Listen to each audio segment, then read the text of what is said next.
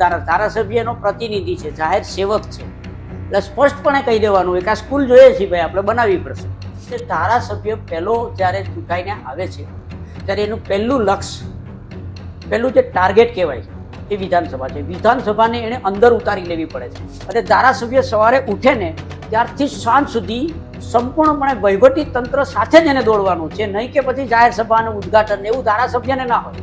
એને આ સરકારી તિજોરીમાંથી એને ભથ્થા મળે છે, એને અહીંયા આવવાનો પગાર મળે છે, એક્સ્ટ્રા એને ભથ્થા મળે છે, વાહનમાં આવે તો એના ડીઝલ પેટ્રોલના પૈસા મળે છે, એના મેડિકલના મળે છે, બધું મળે છે. પણ આવવું એને ફરજિયાત છે. સાહેબ, જેણે ખરેખર તમને કહી દઉં બહુ પુણ્ય કર્યા હોય ને એનો ગુજરાતમાં જન્મ થાય છે.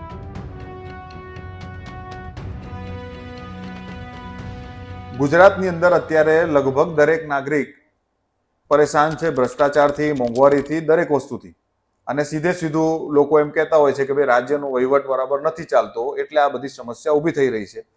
તો આ રાજ્યના વહીવટ ચલાવનાર જે વિધાનસભા છે, ધારાસભ્યો છે, એ લોકોની જવાબદારી શું છે? ધારાસભ્ય શું કામ કરવાનું હોય છે? તેઓ કેવી રીતે આપણી સરકારને ચલાવે છે, વહીવટ ચલાવે છે, તેની માહિતી આપણે આજે લઈશું. એટલે વિડીયોને અંત સુધી જોજો, ધ્યાનથી જોજો. અને ચેનલને સબસ્ક્રાઇબ ના કરી હોય તો અત્યારે જ કરી લેજો, જેથી તમને આવા આવનારા નવા ટોપિક વિશે, પોલિટિક્સ વિશે જાણકારી અમે આપતા રહીશું. તો હું દીપેનસિંહ તમારું સ્વાગત કરું છું જાગો ઇન્ડિયાની યુટ્યુબ ચેનલમાં. અને આજે આપણે આ વિષય પર આપણને આ વસ્તુ સમજાવવા માટે આપણી પાસે છે આપણા રાજ સાહેબ, પ્રજાપતિ સાહેબ, જેઓ સિનિયર જર્નાલિસ્ટ છે. તમે સૌ જાણતા જ હશો એમના વિશે. 35 વર્ષનો બહોળો અનુભવ ધરાવે છે. વિધાનસભા સચિવાલય એમને કવર કરી છે. સાથે સાથે એવો ચૂંટણી પણ લડ્યા છે. પોતે 7 વખત ચૂંટણી લડ્યા છે, 6 વખત ધારાસભ્ય અને 1 વખત સાંસદની ચૂંટણી. એટલે એમની પાસે જબરજસ્ત અનુભવ છે આ વિશેનો. તો આપણે એમની પાસેથી સમજીએ કે ધારાસભ્યનું કામ શું છે, જવાબદારી શું છે. નમસ્કાર સાહેબ, તમારું સ્વાગત છે આપણી ચેનલમાં. દર્શકોને હવે તમારે સમજાવવાનું છે કે ધારાસભ્ય એકચ્યુઅલ કામ કેવી રીતે કરે છે, કારણ કે તમે સવાર સાંજ એમની આખી સવારથી લઈને સાંજ વિધાનસભામાં જ નીકળે છે. મેં જોયું છે સાહેબનો, અને એમનો હોલ્ડ પણ જોયો છે સાહેબનો. વિધાનસભામાં કેટલો હોલ્ડ છે? નમસ્કાર મિત્રો. હવે સાહેબ, આપણે ગુજરાતીઓને સમજાવવું એને કરતાં ગુજરાતી સમજેલા જ છે. ગુજરાતી સમજવા ધારે અને સમજાવવા ધારે તો આખી દુનિયાને સમજાવી શકે એ ગુજરાતી છે. દુનિયાના કોઈ પણ ખૂણે વેપાર કરી શકે એ ગુજરાતી છે. અને ગુજરાતી દાન પણ એટલું કરે છે કે આપે તો બધી જાહો જલાલી દાન આપી શકે. એટલે ગુજરાતીની જે સંવેદનશીલતા, જે લાગણી છે, જે સદભાવનાઓ છે, એની જે લાગણી છે કે કર્તવ્ય છે કે દેશ પ્રેમ છે, એના માટે ઘણું બધું જતું કરે છે. અને જતું કરવાને કારણે અત્યારે દેશની અંદર નબળા લોકો રાજ્યમાં સેવામાં આવી ગયા છે. સાચી વાત. હવે જેનું નામ જ ધારાસભ્ય છે, ધારા એટલે કાયદો. ઓકે. અને કાયદા બનાવતું જે ગૃહ છે એના સભ્ય, એ ગૃહના સભ્ય. બરાબર. આજે રાજ્યમાં જે કાયદાઓનું પાલન થઈ રહ્યું છે એ કાયદા બનાવનાર સંસદ અને વિધાનસભા જે છે એ કાયદા ગૃહનો સભ્ય છે. એટલે બહુ જ મોટી જવાબદારી છે, કાયદાઓના રચનારની જવાબદારી છે. એ કાયદા ગૃહનો ધારાસભ્ય છે ને, ઇઝ ધ વેરી ડિસન્ટ, બહુ જ ગંભીર હોવો જોઈએ. મન ફાવે તેવા નિવેદનો કરે અને અત્યારે જે બધા નીકળી પડ્યા છે એવો ધારાસભ્ય ના હોય. બહુ જ સિનિયર વકીલ જેટલો કે મેજિસ્ટ્રેટ જેટલો ગંભીર માણસ હોવો જરૂરી છે. ભણેલો ના હોય તો કાંઈ નહીં, પણ ગંભીરતા તો હોવી જોઈએ કે પોતે એક ધારાસભા ગૃહનો સભ્ય છે. બોલતા પહેલા એને વિચાર હોવો જોઈએ. અત્યારે વાતાવરણ ગમે તે હોય, રાજકીય સામાજિક વાતાવરણ ગમે તે હોય, મીડિયાની ગમે તે પરિસ્થિતિ, સોશિયલ મીડિયા, એ નહીં, પણ તમે જ્યારે ધારાસભ્ય બને છે ને પછી એ સિરિયસ બનવું પડે, બહુ ગંભીર બનવું પડે. હવે ધારાસભા છે ને એના માટે ચોક્કસ નિયમો હોય છે, ચોક્કસ પ્રકારના. ધારાસભાનું કામ જ મિનિટ પ્રમાણે ચાલે, 1 મિનિટ વધારે આગળ પાછળ ન થાય. આખું એનું દિવસનો કાર્યક્રમ, આખા મહિનાનો કાર્યક્રમ, એની કાર્યકારી માટે પણ સમિતિ હોય છે ધારાસભ્યોની. આખા મહિનાનો બજેટ સત્રનો હોય કે નાનો 3 દિવસનું, દર 6 મહિને વિધાનસભા બોલાવી જ પડે. પણ એ ગૃહ બોલાવવાની વાત છે. વિધાનસભા તો 24 કલાક ચાલે જ છે. સરકારની બધી કચેરીઓ જેમ સવારે 10:30 થી 6-10 સુધી ચાલે, એ વિધાનસભાની અંદર કામકાજ ચાલુ જ હોય. વિધાનસભા ચાલુ જ હોય 24 કલાક. વિધાનસભા બંધ નથી હોતી. સત્ર માત્ર 2 વખત બોલાવાય અને જરૂર પડે તો ઘણી વખત સત્ર બોલાવી શકાય. એવું નથી કે ઓછામાં ઓછું, પણ ઓછામાં ઓછું 2 વખત બોલાવવું જોઈએ. એટલે રાજકીય પક્ષો 2 જ વખત કરે છે. જે ફરજિયાત કરવું પડે છે. એટલે હવે વિધાનસભા માટે છે ને, વિધાનસભાની અંદર આવેલા ધારાસભ્ય હોય છે, ચૂંટાય છે એટલે જાણકાર હોય કે ના હોય કામકાજથી, એટલે એમને 20 દિવસ સુધી ધારાસભા ચલાવનારા જે અધિકારીઓ છે, કામકાજના જે નિયમો છે, પ્રક્રિયા છે, પ્રવૃત્તિ જે છે, બધી જવાબદારીઓ છે, એના માટેની બધી વસ્તુઓ એને ટ્યુશન આપવામાં આવે, ક્લાસ લેવામાં આવે 20 દિવસ સુધી બધા જ નવા ધારાસભ્યોને, જૂનાને નહીં. હવે સરકારની અંદર વિધાનસભા છે એ જ સરકાર છે, મંત્રીમંડળ એ વિધાનસભાનો એક ભાગ છે. તો ધારાસભ્ય છે એને પેલા ગુજરાત સરકારના કામકાજના નિયમો છે એ વર્ષોથી બનેલા જ છે. એની એક નાનકડી આ બુક હોય છે આખી, કે જેમાં ગુજરાત સરકારના કામકાજના નિયમો, ભારતના સંવિધાનની કલમ આટલા પ્રમાણે આટલા વર્ષથી આ 1990થી નવી આવૃત્તિ આવી છે. આની અંદર દરેક વિભાગ છે ને એને કયું કામ ફાળવેલું છે, એ જવાબદારીઓ આપી છે કે ભાઈ સામાન્ય વિભાગ, સામાન્ય વહીવટ વિભાગને, કૃષિ વિભાગને, શિક્ષણ વિભાગને, નાણાં વિભાગને આખો વિભાગો કર્યા છે, બધાની જવાબદારીઓ આપી છે, વિભાગો આપ્યા છે. આ ચલાવવા માટે, સરકાર ચલાવવા માટેનું આ એક નાની બુક છે. એમાં પ્રાથમિક રીતે વિષયો છે.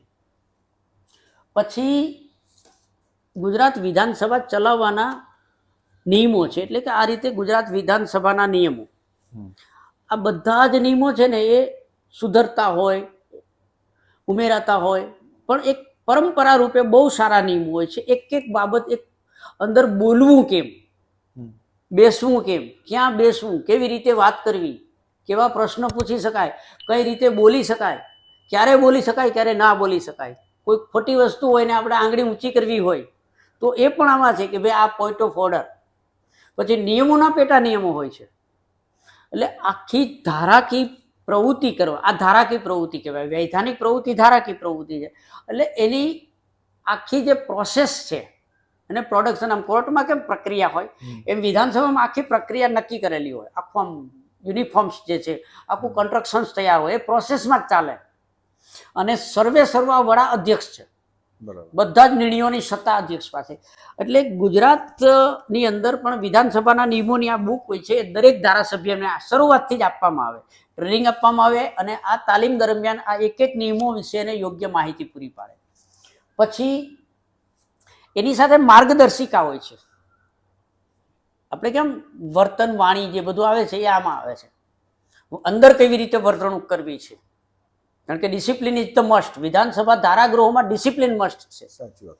અત્યારે ભલે ચાલે છે પણ શિસ્તબદ્ધ રીતે ચાલે, એના બધા જ નિયમો હોય છે. અને અંદર બીજું, વિધાનસભામાં છે ને 15 સમિતિઓ હોય છે, જેમાં આખા રાજ્યના વહીવટમાં જેટલા નાણાં વપરાય છે એ 10 પૈસા હોય તો 10 પૈસા, અને કરોડો રૂપિયા હોય તો કરોડો રૂપિયા, એ જુદા જુદા વિભાગના જે બજેટ છે, ફાળવણી છે, જોગવાઈઓ છે, ખર્ચા છે, બધું છે ને એનો હિસાબ થઈને આવે. એને જાહેર હિસાબ કહેવાય. એ પબ્લિકની તિજોરીના પૈસાના વપરાશનો, ખર્ચનો હિસાબ કરવા માટે જાહેર હિસાબ સમિતિ હોય. તો આ હિસાબ જનતાને જોવા મળે કે ના મળે? જનતાને એટલા માટે આપવામાં નથી આવતો. બજેટ જે હોય છે ને એ તમને અત્યારે ઓનલાઈન પણ મળે છે, અને દરેક ધારાસભ્યને બજેટ આપવામાં આવે છે. ધારાસભ્યની પાસે તમે જઈ અને બજેટ મેળવી શકો છો. હવે ઓનલાઈન મળે છે. અત્યારે ગુજરાત સરકારમાં અને ભારત સરકારમાં નેવા, NEVA, નેવા નામની એક એપ્લિકેશન છે. એ પ્લેટફોર્મ ઉપર તમે આખી વિધાનસભાનું બધું જ કાર્ય જોઈ શકો. અને ગુજરાતમાં દરેક નાગરિકે મોબાઈલ જેની પાસે છે એને આ નેવા એપ્લિકેશન છે એ અચૂક ડાઉનલોડ કરી લેવી જોઈએ. એની અંદર બધા જ અધિનિયમો શું છે, અંદર કામકાજ ક્યારે શું થાય છે, ધારાસભ્યો કેવા પ્રશ્નો પૂછે છે, નાણાકીય બજેટ શું છે, આ બધી જ બાબતો અને તમામ ધારાસભ્યોની વિગત, બધી જ ધારાસભા, આની પહેલાની બધી જ ધારાસભાઓ, એની વિગતો આપેલી છે. હવે આ જે મુખ્ય બાબતો છે, આ પાયાની બાબતો કે નિયમોને, આ કામકાજના વિષયોના બધું, આની આ 15 સમિતિઓમાં જાહેર હિસાબ સમિતિ, પછી અંદર વિધાન સમિતિ છે, એ રાજ્યમાં તમામ કાયદાઓ પ્રમાણે કામ થાય છે એની સમીક્ષા કરે. આ વિધાનસભાની સમિતિઓ દર અઠવાડિયે બોલાવવાની હોય. બરાબર. દર અઠવાડિયે કામ ચાલે. તો શું દર અઠવાડિયે MLA ને પોતાનો વિસ્તાર છોડીને અહીંયા આવવું પડે ગાંધીનગર? એ જે સમિતિમાં હોય એ સમિતિની અહીંયા કચેરી હોય છે વિધાનસભાની અંદર જ. એ એને જાણ કરી દે અને દર અઠવાડિયે આવે છે તો એને આ સરકારી તિજોરીમાંથી એને ભથ્થા મળે છે, એને અહીંયા આવવાનો પગાર મળે છે, એક્સ્ટ્રા એને ભથ્થા મળે છે.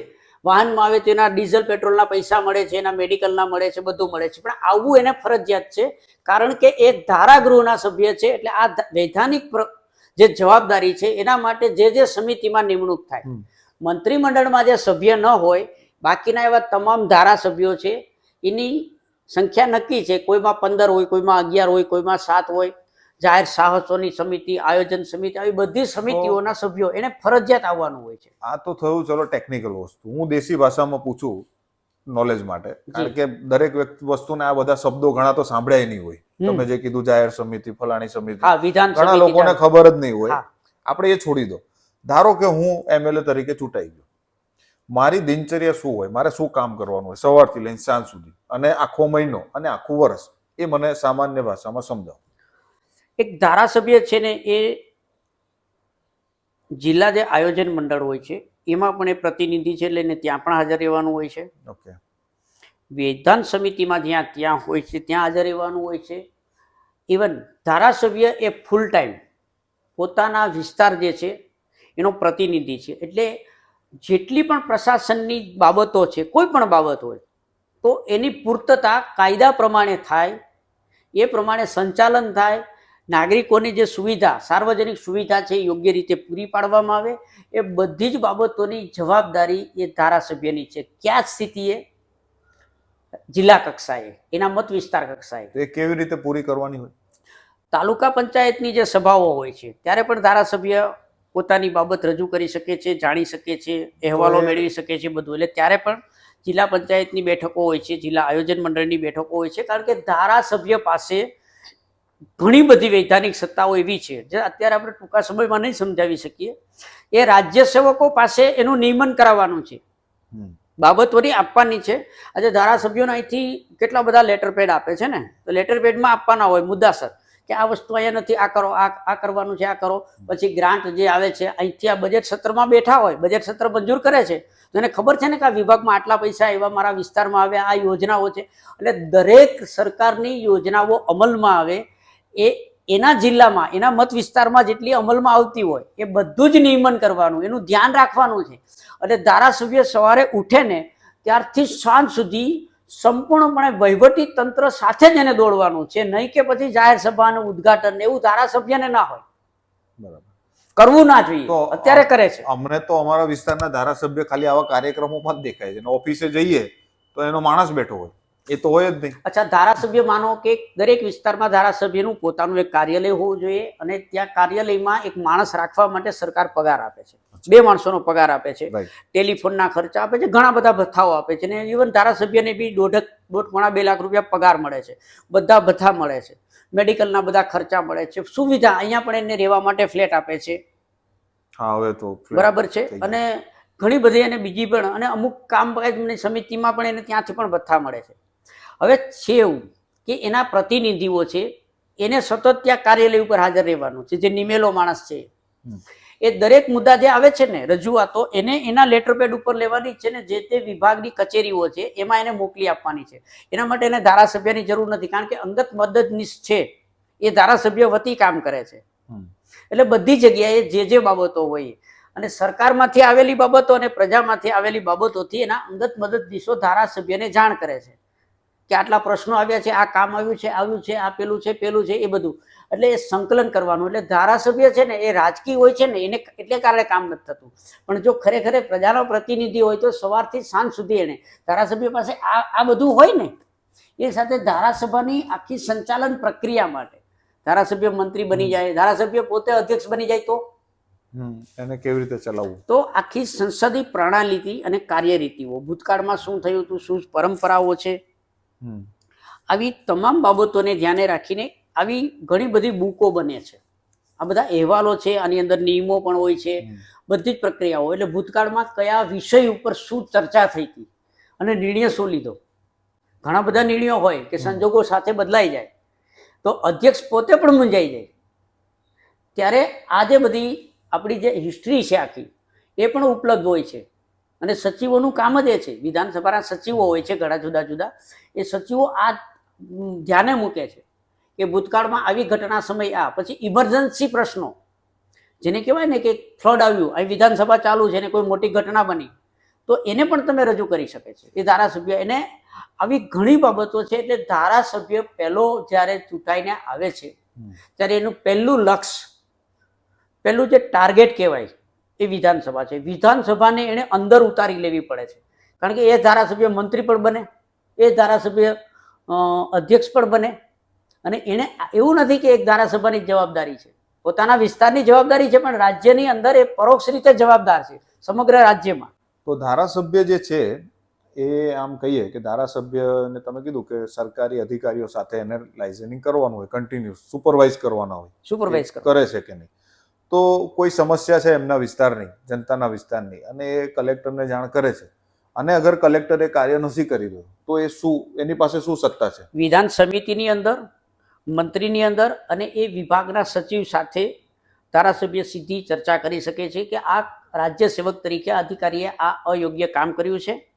ઘણી વખત એવું હોય કે ધારાસભ્યની ખોટી માંગણી હોય જે નિયમમાં ના હોય, કાયદા અને નિયમોને શરતો પ્રમાણે, ઠરાવો અને પરિપત્ર પ્રમાણે વિસંગત હોય તો અધિકારી ન પણ કરે. બાકી કોઈ પણ અધિકારી યોગ્ય કામ ન કરતો હોય, નિયમ વિરુદ્ધ હોય, ગેરરીતિ હોય, તો સચિવને પણ કહી શકે છે, અધ્યક્ષને પણ કહી શકે છે. વિધાન સમિતિની અંદર ઘણી બધી સત્તાઓ છે.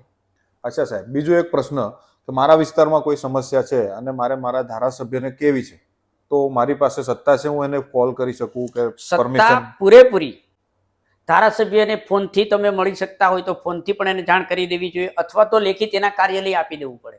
જે રાજ્યની કોઈ બાબત રાજ્ય કક્ષાએ બનવાની હોય, રાજ્ય સરકારથી એ કનેક્ટ હોય, કે જેની બધી નિયમો કે શરતો કે ઠરાવો કે પરિપત્રો કે બધું અહીંથી થતું હોય, ત્યારે તમે ધારાસભ્યને કહી શકો કે આપણા વિસ્તારમાં પુલ બનાવવાનો છે, આ ડેમ બનાવવાનો છે, સ્કૂલ બનાવવાની છે, અહીંયા આ છે, અહીંયા આટલા કર્મચારી ઘટે છે, પંચાયતમાં આ છે. આ બધી જ વસ્તુઓ તમારે જ્યારે નવી કોઈ બાબતો ઉત્પન્ન કરવી છે, જરૂરત છે, સાર્વજનિક છે, ત્યારે પ્રજાએ ધારાસભ્યના કાર્યાલયમાં લેખિત આપીને જ આવવાનું હોય છે. એટલે એ ધારાસભ્ય એ વિષય લઈ અને એ વિભાગના મંત્રીને આપે છે. અહીંયા દર અઠવાડિયે સોમવારે અને મંગળવારે ખાસ ધારાસભ્યોએ મંત્રીઓને મળવાનો દિવસ છે.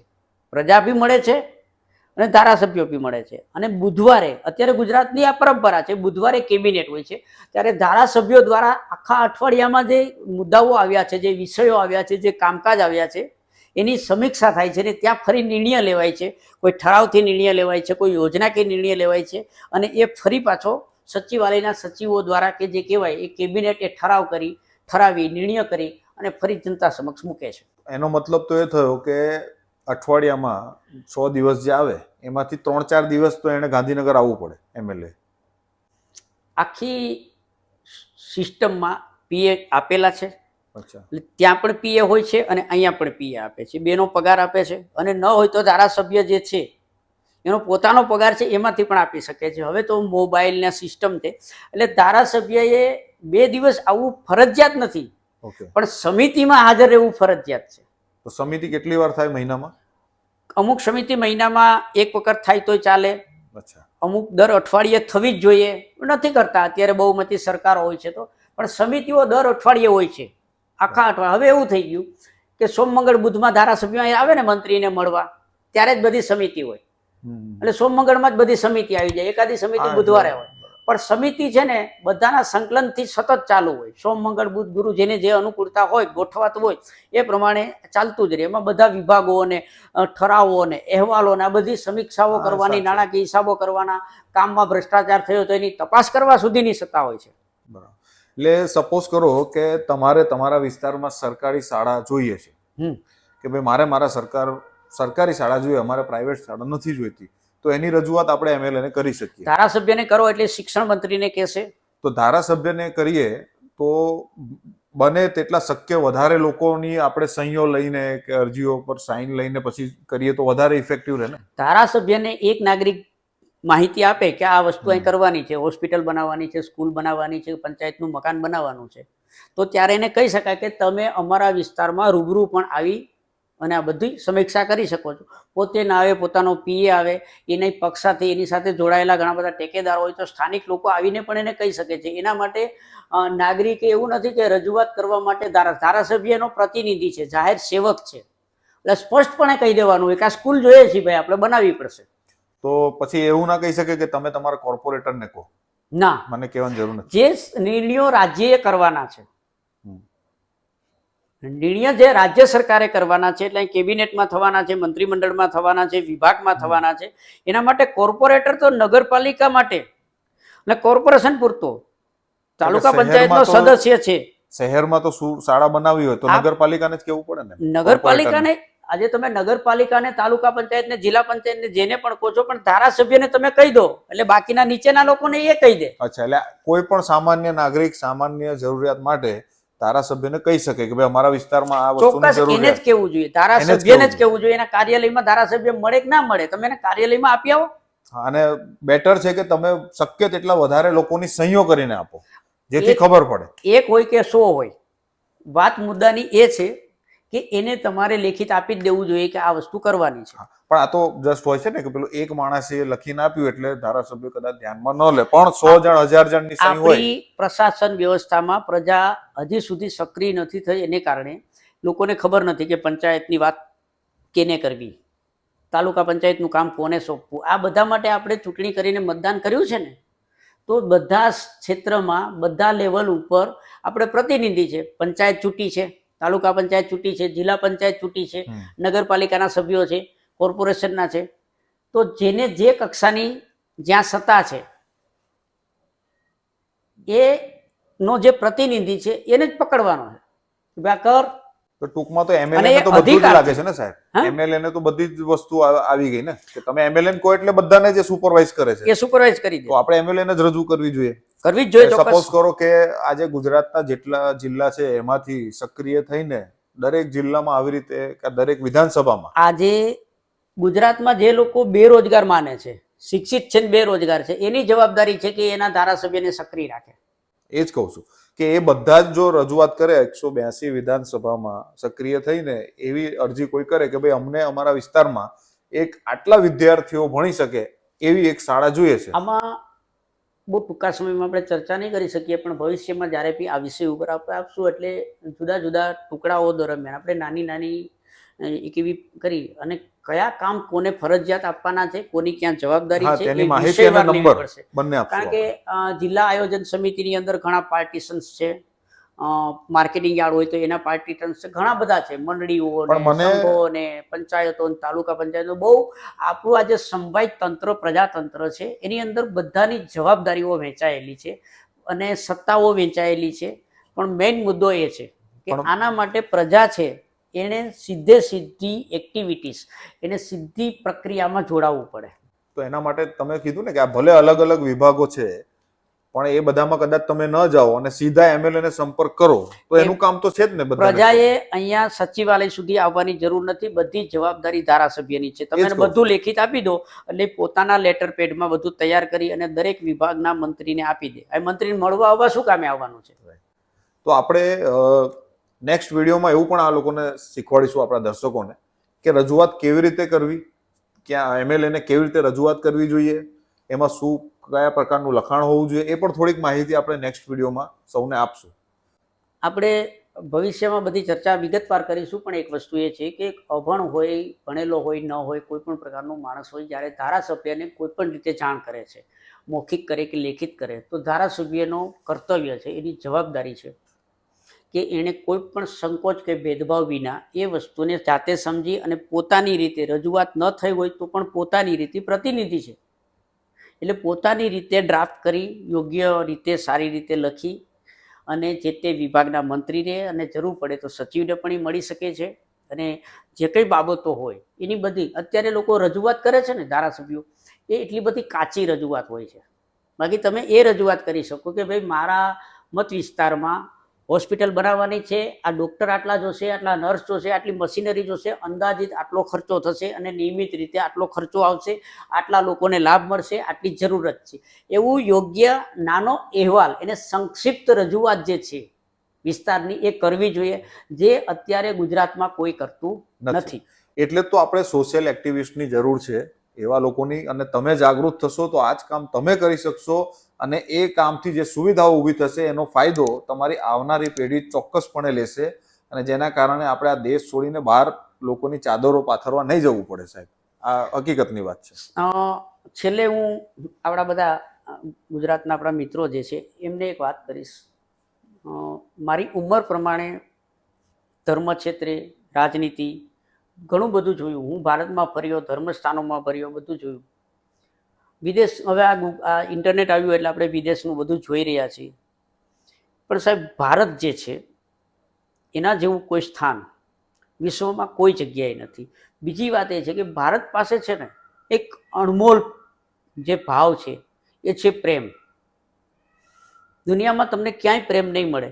અહીંયા ભૂખ્યો માણસ છે ને એની આખી જિંદગી એક માણસ કમાયા વગર પણ માત્ર સમાજની સદભાવનાને કારણે જીવી રહી શકે છે. બીજી બાબત એ છે કે બીજી જગ્યાએ તમે જશો ને તો ત્યાં તમને કતલખાના મળશે, નોનવેજ ખાતો, એટલે કે હિંસક માનસિકતા મળશે. જ્યારે ભારતની અંદર પ્રાણી પક્ષી નિભાવવાનો પણ ધર્મ છે. અને ભારતની અંદર સાહેબ, મેં બધા રાજ્યોનો પ્રવાસ કર્યો, ઘણા બધા રાજ્યોની સરકારોમાં ગયો.